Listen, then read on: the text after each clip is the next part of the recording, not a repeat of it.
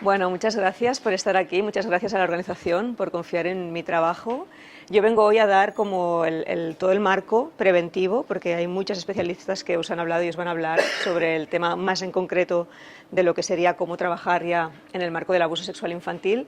Y yo en el 2016 escribí un cuento que se llama Clara y su sombra, o El hombre de la Clara, está en catalán y en castellano, porque yo detecté un caso de abuso sexual infantil en una niña de 3 años y medio, y como psicóloga me di cuenta que yo estaba trabajando en un entorno educativo con niños y con niñas, y esa niña me escogió a mí para explicarme su historia. Entonces yo me di cuenta que incluso como psicóloga o psicoterapeuta no tenía herramientas para lidiar con eso que me estaba encontrando, porque en la facultad no me explicaron nada y no me enmarcaron el concepto del abuso sexual infantil, ¿no? Entonces, claro, en ese momento, estoy hablando de hace casi 10 años, no habían los recursos que hay actualmente, no había la red, no había este mundo digitalizado al nivel que está hoy en día, y me costó mucho encontrar la manera de poder acompañar esa realidad, ¿no? Y a partir de aquí pues escribí este cuento que se acabó publicando en el marco de unas jornadas también iberoamericanas sobre el abuso. Y a través de aquí pues empecé como a desarrollar toda esa conciencia, ¿no?, de cómo podía integrar mi trabajo como psicóloga familiar, que se basa en la prevención y la promoción de la salud, con el abuso sexual infantil, ¿no? Entonces también yo venía dando muchas veces talleres de educación sexual o de sexualidad infantil, y con los años me he dado cuenta, por eso le he cambiado el título, que cuando yo hablo de sexualidad infantil, un poco le decía Karina, ¿no?, cuando hablamos de sexualidad infantil o de abuso sexual infantil, cuando ponemos la palabra sexualidad, infancia en la misma frase, a la gente le genera incomodidad, ¿no? Entonces yo dije, bueno, si yo pongo sexualidad infantil, vienen 5 personas a mi charla, a ver de qué manera yo puedo hablar de lo mismo sin asustar con el título. Entonces empecé a relacionar lo que para mí es la real Santísima Trinidad, ¿sí? Eso que nos han vendido en la iglesia, nunca entendí la paloma que hacía por ahí, era como una cosa extraña. Entonces, para mí la Santísima Trinidad son 3 conceptos básicos que voy a intentar unirlos hoy aquí y que para mí forman parte de la promoción de la salud en la infancia, que son el placer, la sexualidad y el amor, ¿sí? Si mantenemos estos 3 conceptos unidos y no desconectamos a los niños y a las niñas de esta realidad que es tan trascendental y tan esencial en su desarrollo, que es conectarse con el placer. Vamos a ver en cada etapa eso qué significa, ¿sí? Su dimensión de amor, no el amor romántico, sino el amor como el autocuidado y la capacidad de empatizar con el cuidado de las demás personas, porque un poco lo que decía Karina, si solo damos información a las posibles víctimas, pero no educamos para la prevención de los posibles perpetradores, nos estamos otra vez quedando cojas como sociedad. Entonces el amor también forma parte de cómo yo me cuido y cómo yo pongo límites, pero también forma parte de cómo educo a los niños y a las niñas para que empiecen a leer no solo el consentimiento, sino el deseo ajeno, ¿sí? Porque esto se educa y eso se entiende. Si no educamos en el consentimiento y en el deseo, pues van a crecer cojitos y cojitas de leer la comunicación no verbal, de comprender que hay unas normas en las interrelaciones humanas que pasan por asegurarme que la otra persona no solo me dice que sí, sino que desea el sí, ¿sí? Y eso forma parte de la dimensión de la sexualidad. Entonces, esos 3 conceptos para mí van juntitos y es importante como poderlos cuidar en cada una de las etapas del desarrollo. Por eso el título, ¿sí? El placer va siempre de la mano de la salud mental. No podemos tener salud mental saludable sin una buena salud sexual y de placer, y cómo eso puede generar una prevención como sociedad en el abuso sexual infantil. Primero que todo nos tenemos que preguntar de dónde venimos, porque claro, hablar de sexualidad, como os decía, genera un poco de ruido. Aquí la generación que estamos promoviendo este tipo de agitación de conciencia, la mayoría somos parte de la generación del silencio. Nosotros no hemos tenido educación sexual, como mucho teníamos en el colegio o en el instituto una fotografía de los genitales que teníamos que poner el nombre de las partes. En mi vida yo he visto realmente la forma de un clítoris, o sea, esto lo he visto cuando yo ya era adulta y era madura, y como mucho, si teníamos suerte, venía alguien a poner un preservativo en un plátano, ¿sí?, como manera de prevención de las enfermedades de transmisión sexual. Pero nadie nunca nos habló de lo que nos gustaba, de lo que no nos gustaba, de lo que era correcto y adecuado experimentar en cada etapa del desarrollo. Por tanto, crecimos con esa carencia y ahora intentamos educar a las generaciones del futuro desde nuestra falta de recursos en la mochila, ¿no? Entender que estamos en un sistema todavía que es usurpador, porque vivimos en una sociedad patriarcal y el patriarcado usurpa, se aprovecha, extorsiona, y dentro de este patriarcado siempre hay unos privilegiados y unos que no lo son, ¿sí? Entonces esto pues, se basa también en el sesgo del sexo y en el sesgo de la infancia, porque seguimos todavía pensando que la infancia no tiene dignidad, que la infancia es una etapa que merece ser manipulada y que nos pertenece como personas adultas, ¿no? Entonces, un poco aquí es devolverle a los niños y a las niñas la integridad que significa el potenciarles esa etapa del desarrollo que es tan esencial para el resto de su vida, ¿no? Entonces, lo primero que tenemos que empezar es a comprender que la dimensión de la sexualidad empieza con la vida. Yo hace 15 años que doy talleres de sexualidad a familias y hace 15 años cuando les preguntaba ¿cuándo pensáis que empieza la sexualidad de vuestros hijos y vuestras hijas? Me decían, en la adolescencia. Ahora, cuando lo pregunto, me dicen, no, ya hemos entendido que en la infancia también, pero es que va un poquito más antes, ¿sí? Porque en la concepción y en la gestación, las psicólogas del desarrollo ya sabemos que hay los primeros registros de placer y los primeros registros de la relación, de si el mundo al que yo he llegado es un mundo que me ama, por lo tanto merezco ser amada, o el mundo al que he llegado es un mundo que no me ama, me constriñe, me estresa, por lo tanto merezco estar en supervivencia, ¿sí? Buscaremos el resto de nuestra vida el amor desde el registro primario que hemos tenido. Por eso tenemos tantos problemas con las relaciones futuras en las parejas, porque seguimos buscando muchas veces desde un lugar carente. Entonces, la información que damos tiene que ser muy importante entender que tiene una dimensión que se tiene que concebir dentro de las etapas del desarrollo. Pasa. La primera etapa, que es esta etapa que va desde la concepción hasta los primeros 9 meses de vida, año, es la etapa del embarazo humano. Nadie nos ha contado que un embarazo humano no son 9 meses. Son entre 18 y 24, ¿sí? O 20 más o menos. Es decir, hasta que el niño o la niña no conquista una autonomía en la que puede sobrevivir por sí mismo o sí misma, no concluye el embarazo humano, porque esto no lo vemos en ningún otro mamífero, ¿de acuerdo? Entonces, ese bebé que nace pareciéndose a un bebé humano, o sea, tiene forma humana, pero su cerebro se parece más a un conejito que al de una persona humana. Aprende a ser humana a través de las relaciones que le damos las personas humanas que lo sostenemos. Y ese es el primer registro de lo que merece el bebé, si merece el buen trato o se conforma con el maltrato. Y tenemos que aprender que los niños y las niñas siempre van a preferir un maltrato a una ausencia de trato, ¿sí? Prefieren un -1 a un 0. ¿Sí? Entonces, eso es la fuerza que tenemos como personas adultas, acompañantes, madres, padres. Yo no soy madre, pero soy acompañante de criaturas y ejercemos esta función de maternaje, y esa manera que tenemos de sostener la vida es la que le da a los niños y a las niñas el registro primario de lo que merecen y de cómo son amados. Y en esta etapa, estos registros vienen por los sentidos básicos, que son el olfato, la escucha, la mirada cercana y sobre todo el sistema nervioso y la piel. Por eso el bebé cuando nace necesita lo mismo que necesitaba dentro del útero. Si el bebé va recibiendo este placer, va recibiendo este buen trato y este amor, vamos a empezar a construir una buena base para prevención, ¿no?, de una sexualidad mucho más saludable en las etapas posteriores.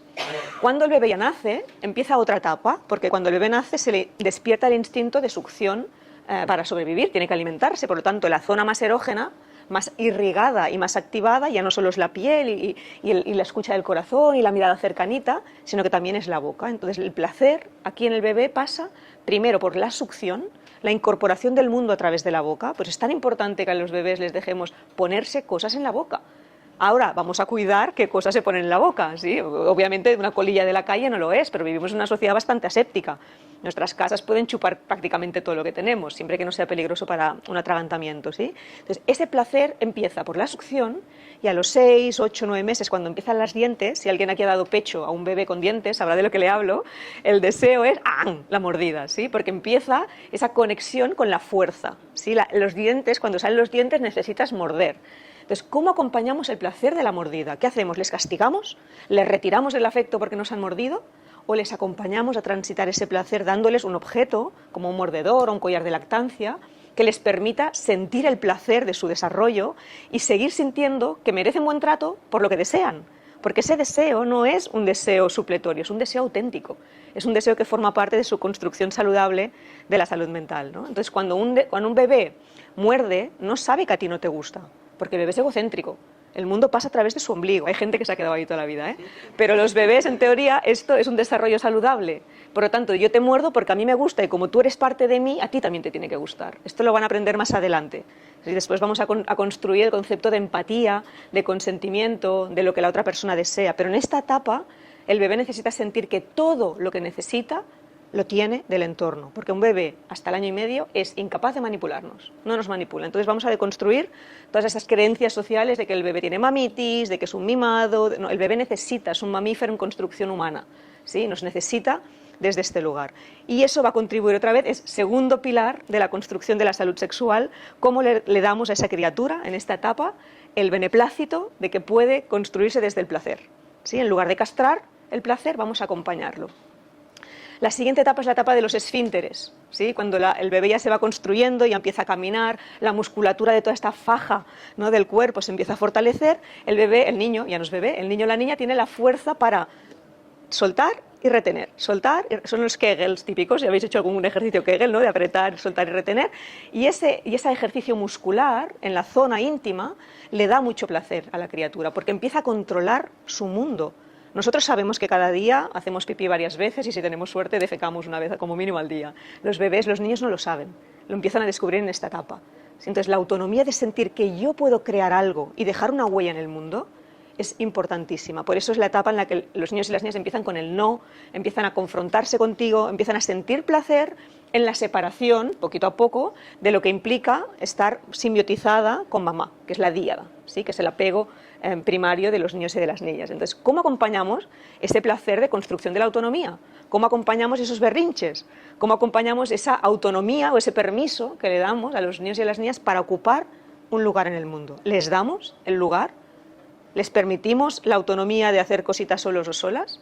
No, yo no, tú no, yo solo, yo me he visto, yo hago, ¿no? Después a las 8 de la mañana, cuando tú quieres que se vista, no se viste, ¿sí? Pero, es decir, ¿cómo validamos esta etapa en el desarrollo de los niños y las niñas? ¿Cómo les damos ese lugar de autonomía? Porque aquí es cuando empieza el primer concepto propio, el autoconcepto, la autoestima, el autoimagen, empiezan aquí.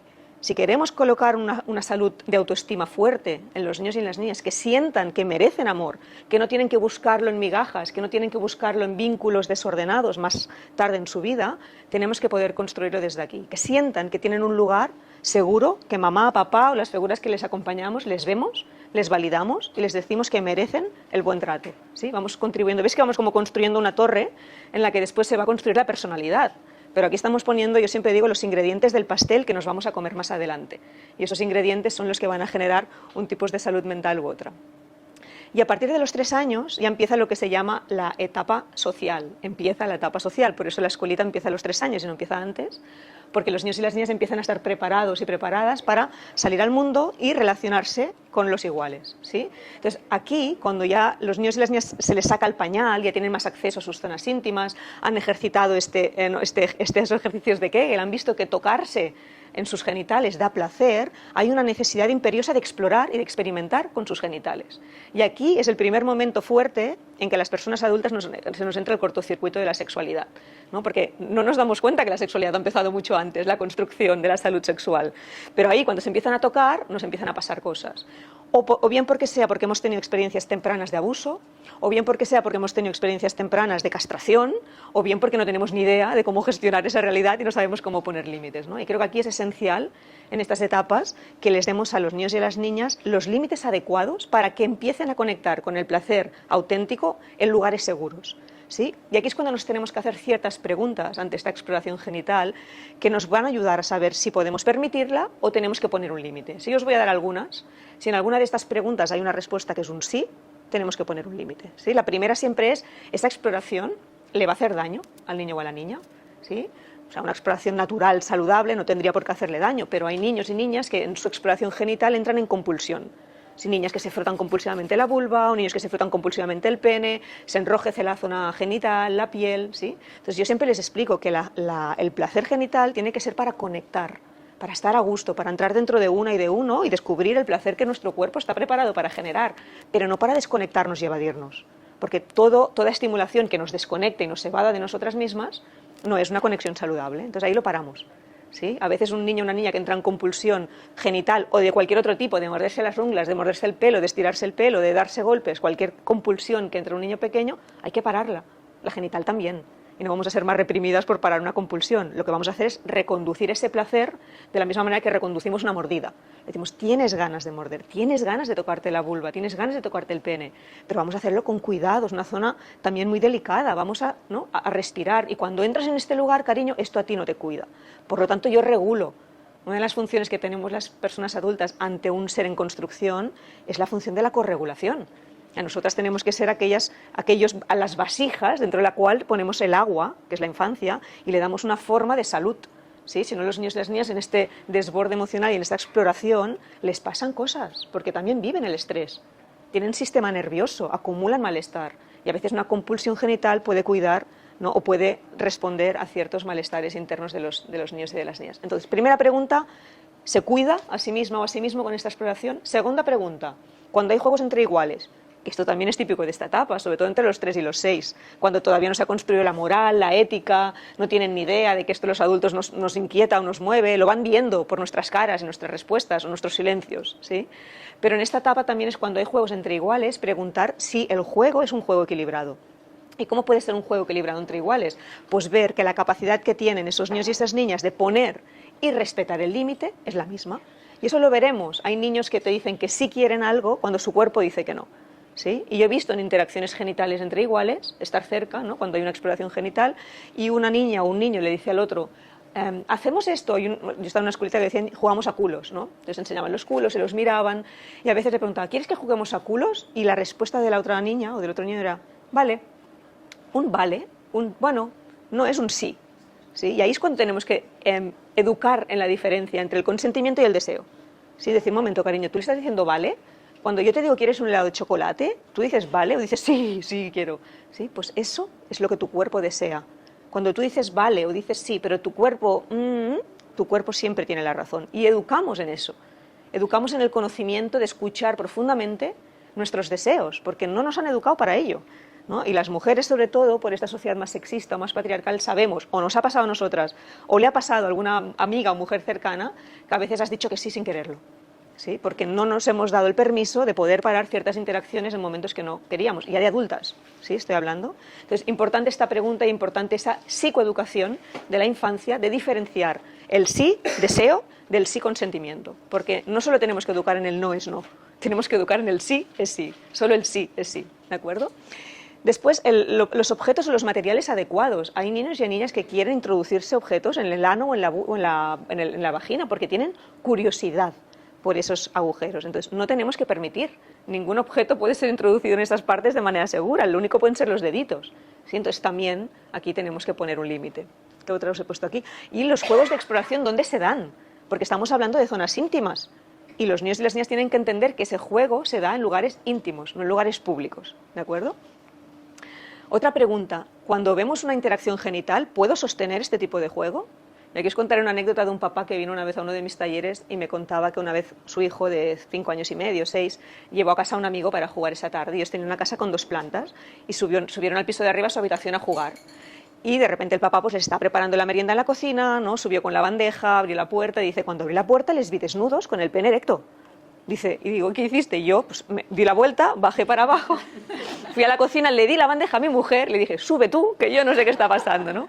Entonces, bueno, todo el trabajo de lo que nos sucede a nosotros como personas adultas cuando vemos este tipo de juego de placer, deseado, consentido, natural, ¿no? Agradable, qué nos sucede, qué leemos, qué vemos, ¿no? Y cómo podemos hablar o debemos hablar con los niños y las niñas a explicarles, cariño, el otro día me fui muy rápido, dice el niño, sí, no nos dejaste la merienda, porque os vi jugando desnudos y con el pene erecto y yo me sentí incómodo, porque a mí no me habían dejado hacer eso. Yo no sabía qué deciros. Papá, pero si es muy guay, si jugamos todo el rato, le dijo el niño, ¿no? Ya, pero a mí se me hizo difícil ver eso. Entonces también educar, ¿no? En poder hablar de todo eso, poder nombrar las partes de su cuerpo, que esto no os lo he dicho previamente, pero cuando tú nombras un genital de un niño con un eufemismo, los niños entienden que esa parte del cuerpo a ti te da como un poco de vergüenza o que pasa algo allí. Eso no es educación, eso no es acompañamiento, ¿sí? Entonces, a veces poder decir pene, ostras, tienes el pene erecto, se te ha puesto erecto, ¿no? Y a mí me pasaba en escuelitas, los niños me veían con el pene erecto, es que no baja, y se lo tocaban y decía, yo creo, cariño, que si más te lo tocas, más tardará en bajar. No lo sé porque yo no tengo pene, pero yo creo que en un ratito esto se va a bajar. Es que molesta, está tieso, ¿no? Entonces, todo eso, ¿cómo lo acompañamos y cómo lo miramos? Porque si eso lo descartamos, decimos, ay, qué tonterías, tal, ay, no me enseñes esto, marrana o marrano, ¿no? Si decimos eso, estamos cada vez desconectando más la infancia del placer genital y de poder nombrar una parte de su cuerpo que cuando hablamos de los abusos sexuales acabará siendo dañada de una manera u otra, ¿sí?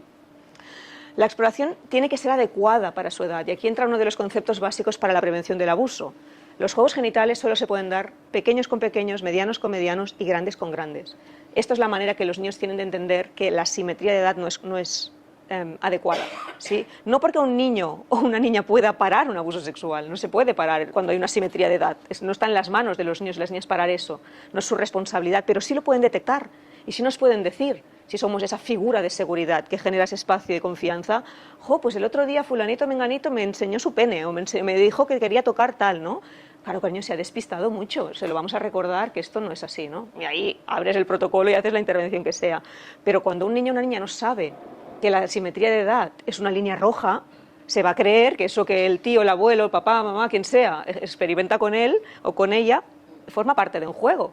¿Sí? Entonces no lo va a poder parar, pero va a poder entender que si tiene un lugar adulto de confianza para poderlo expresar, como me pasó a mí con esta niña me escogió a mí, no escogió a su madre ni a su abuela, me escogió a mí para explicármelo, ¿sí? Porque yo le daba ese lugar de confianza y de seguridad. ¿Por qué? Porque hablamos de todo esto, porque hablamos del placer, porque validaba sus deseos, porque les poníamos los límites. Entonces tenemos que poder ser esas figuras para ellos y para ellas y darles estas herramientas para que comprendan esta asimetría de edad. Otra cosa importantísima en la prevención de los abusos sexuales es la no existencia de secretos. O sea, no promulguemos que los niños y las niñas se escondan para generar cierto tipo de juegos sexuales o genitales, sino que les demos un entorno, perdón, ya estoy con la gola un poco tocadita después de muchas charlas, pero démosle, no estoy bien, sí, merci, pero vamos a darles ese lugar, ¿no? Para poder decirles, aquí sí, si tú quieres experimentar esto, aquí sí. Otra cosa que también ayuda mucho en la prevención de secretos es como cuando, por ejemplo, les mandamos a casa a los abuelos, ¿no? Y les decimos a los abuelos, no tele, no azúcares, no tal, no cual, y les damos el pergamino de normas, directrices, que hace que el abuelo o la abuela pues a veces se quede un poco constreñido en cómo se debe actuar. Y eso promueve muchas veces el no se lo digas a mamá, no se lo digas a papá. ¿Sí? O cuando en la pareja, si criáis en pareja, hay límites diferentes y se empiezan a generar las triangulaciones con secretos. Eso es algo que tenemos que erradicar. Un niño pequeño nunca tiene que sostener un secreto adulto, a no ser que sea una sorpresa. Le hemos hecho un regalo a mamá, espera que no se lo digas, que ahora cuando venga se lo daremos. ¿Sí? Esto es un secreto que va a ser compartido, porque es una sorpresa, pero los secretos entre niños y adultos tendrían que ser una línea roja que también tenemos que psicoeducar en la infancia. ¿De acuerdo? Cuando llega la pubertad, ¿sí? Uno de los fenómenos que sucede cuando... Ay, pasa la otra, perdón. Cuando llega la pubertad, uno de los fenómenos que sucede cuando llegan aquí es que ya vienen con unos conceptos muy claros de lo que es la sexualidad. En este país, y os van a hablar de la pornografía después, pero quiero nombrarlo, que en este país la mediana de visualización de la pornografía por primera vez está entre los 9 y los 10 años. ¿Sí? O sea, van a ver y no lo vais a poder parar porque el lobby de la pornografía es imparable, ¿sí? Mueve muchísimo dinero. Las primeras veces acostumbran a ser accidentales porque alguien me lo enseña, porque me sale los filtros parentales, ya os digo que no los sabéis poner, no porque seáis tontos, sino porque están preparados para que no lo sepáis poner, ¿sí? Es así, entonces les van a saltar contenidos eróticos, las búsquedas de Google, porque ahora todo es digital, los deberes son digitales, entonces hay cosas que buscas por Google. Yo hice hace poco una conferencia precisamente sobre el porno y me dediqué a investigar los títulos de las películas más vistos en los portales gratuitos de pornografía mainstream. Y os aseguro que en ninguno se habla de pene, se habla de polla, no hay nombres así. Se habla de El mejor regalo para el padrastro, Despiertando a mi hermanastra. ¿Sí? O sea, son películas las más vistas a día de hoy en los portales de pornografía mainstream gratuitos, promueven el incesto, promueven las violaciones grupales y promueven las vejaciones de todo tipo. ¿Sí? Y los títulos que salen no salen desde lo que ponéis como filtro parental. ¿Sí? Entonces, como no hay esos filtros, les van a acabar apareciendo. Y después, como no hay un registro, no hay un control en la accesibilidad de estos portales, si entráis al Pornhub o cualquier de estas plataformas digitales, lo único que te pregunta es, ¿eres mayor de 18 años o no eres mayor de 18 años? O sea, es tan fácil con un clic. Ni te pide firma electrónica, ni te pide un documento de identidad. Yo no soy programadora informática, pero esto es tan fácil de poner como que haya una ley que dicte que esto tendría que ser así para acceder, ¿no? Entonces, claro, cuando llegamos a esta etapa, si no hemos trabajado todo lo previo, llegamos un poquito tarde, ¿vale? Vamos a considerar que nunca es tarde, que podemos educar siempre, pero llegamos un poquito tarde porque cuando los niños y las niñas empiezan a consumir pornografía, se creen que el porno es sexo, ¿sí? O sea, o que el sexo es porno, que eso es lo que tienen que hacer. Y nosotras que trabajamos en institutos vemos cada vez más relaciones, ya no podemos llamarle sexo afectiva porque la parte afectiva está fuera de la ecuación, vemos relaciones sexuales en niños y niñas de 12 y 13 años que empiezan con felaciones, con sexo anal, porque claro, no puedes perder la virginidad, otro gran concepto a desmontar, porque es lo que ven en las películas porno mainstream. Y eso son las conductas abusivas que cada vez las pediatras de los grandes centros de salud, al menos en los que yo me muevo, nos dicen que desde la pandemia cada vez están tratando más casos de abuso sexual entre iguales. ¿Sí? Entonces, eso es otra de las epidemias que está en auge. ¿Sí? Cuando los menores empiezan a concebir que la sexualidad es eso, sin afecto, sin miradas, sin preguntas, sin consentimiento, sin deseo, sin risas, sin caricias, sin besos, es lo que empiezan a reproducir, porque esto es lo que entienden. es un abuso muchas veces es abusivo, porque lo que ven es no tengo que pedir consentimiento, entonces acaban violando, bueno, violaciones de menores a menores. Sí, es lo que estamos viendo, porque son relaciones sin consentimiento. Son abusivas porque hay coerción. No hay una simetría de edad, pero hay una coerción, hay una fuerza, es un abuso entre iguales. ¿Sí? Entonces, eso es lo que se está viendo mucho en las unidades pediátricas de grandes hospitales, al menos en Cataluña. ¿Sí? Entonces, en esta etapa... ¿Ah? ¿No se le llama agresión? Agresión sexual, sí, sí, sí, exacto. Entonces, en esta etapa ya, si no hemos hablado con ellos sobre toda esta relación entre el placer, entre el deseo, entre la salud mental, tenemos que ponernos las pilas, ¿sí? Por eso también el Gobierno, al menos en Cataluña, aprobó en el 2023 la educación sexual integral como un eje más del currículum educativo escolar. Es obligatorio en todas las escuelas de este país generar una educación sexual de calidad, que no siempre acaba siendo coherente, pero que es importante que esto se vaya construyendo a medida que va pasando. Cómo se aplica esta... Claro, pero es muy nuevo todo eso. Entonces, exacto. Pero bueno, yo te tengo que decir que he estado formando varias escuelas en educación sexual integral y la predisposición siempre es buena. Lo que pasa que también, claro, tenemos un profesorado que cada vez le exigimos más. Yo soy hija de maestra, entonces sé de lo que hablo. Cada vez exigimos más a los profesores y no todo el profesorado está formado desde un lugar que pueda transmitir la sexualidad, porque la sexualidad no es transmitir matemáticas o historia, que puedes tener tus sesgos, pero la sexualidad es un ámbito muy personal y yo pienso que esto tendría que ser ofrecido por profesionales externos, expertos, que tengan menos vinculación jerárquica con los alumnos y las alumnas, que puedan abrir más las preguntas desde un lugar más distendido y de menos juicio, pero se tiene que poder hablar, porque si no en estas etapas ya estamos llegando tarde. Porque después llega la adolescencia. Sí, en la adolescencia es la etapa, si en los 2-3 años os decía que empieza a ver el no, contigo no, quiero yo sola, pues no te cuento en la adolescencia. ¿Sí? En la adolescencia ya es el negarte para encontrarme, no negarte porque no te necesito, que ese es el gran error de los adultos. Pensamos que en la adolescencia no nos necesitan y nos necesitan más que nunca, pero tenemos que ser ese espigón en el mar bravo que nos va dando olas y nosotras ahí firmes y consistentes, entendiendo que el mar está vivo, pero que no tiene que ver con el espigón. No es que el mar me quiera destruir como espigón, es que el mar está vivo. ¿Sí? La adolescencia es una etapa donde hay mucha ebullición, donde realmente los conceptos que se van a dar son los que hemos sembrado en la infancia, es una infancia revivida. Por lo tanto, yo siempre abogo para que esta educación y esta promoción de la salud en relación con el placer, la sexualidad y la salud mental se dé un poquito antes, porque si no en la adolescencia ya estamos delante de conductas que os estoy diciendo que empiezan a los 12-13 años, antes de la adolescencia, ¿de acuerdo? Y bueno, como para ya ir concluyendo, creo que es muy importante que nos revisemos para saber qué tipos de información estamos dando, qué tipo de información tenemos nosotros y nosotras, cuánto nos cuesta poder hablar de ciertas temáticas, como antes Karina decía muy bien, ¿no? El abuso sexual infantil, la sexualidad infantil nos sigue removiendo. Yo también trabajo mucho en escuelas en prevención del acoso escolar o del bullying y muchas veces seguimos tendiendo a señalar el perpetrador con el dedo, seguimos tendiendo a la exclusión y no nos damos cuenta que la herida del abuso sexual se hereda a nivel transgeneracional, a nivel social, que si solo nos dedicamos a cuidar a las víctimas estamos atendiendo la mitad del problema, que tendríamos que generar políticas, como hay en otros países, de poder acompañar las heridas que tienen dentro las personas que perpetran este tipo de abusos, porque si no, eso lo quitamos de un lugar, como hace muchas veces la Iglesia, quitan al cura de un lugar pero lo ponen en otro, y no se les acompaña a revisar qué está pasando con toda esta realidad, ¿no? Entonces, recordaros lo que es realmente la Santísima Trinidad. Esa relación entre tres conceptos de la sexualidad siempre tiene que ir de la mano del placer y del amor y de la construcción de una autoestima saludable y poder generar realmente espacios de conversación, de comunidad, ¿no? Como os van a explicar también esta tarde, de confianza para que los niños, las niñas, los adolescentes, ¿no? puedan sentir que pueden comunicar con alguna persona de su entorno lo que les está sucediendo, que podamos hablar en mayúsculas de lo que significa la sexualidad, que podamos nombrar el placer, que podamos educar en la diferencia entre el consentimiento y el deseo, porque si vamos forjando todo esto desde la base, no podemos prever que los niños y las niñas no tengan una conducta abusiva, pero sí podemos darles herramientas para que la puedan identificar antes y podemos darles un espacio de confianza para ir chequeando siempre que lo que les va pasando en la vida o cuando los vemos un poco movidos o raros, no poder preguntar qué es lo que está sucediendo y poder detectarlo mucho antes en el tiempo. ¿De acuerdo? Bueno, pues hasta aquí mi ponencia. Muchas gracias.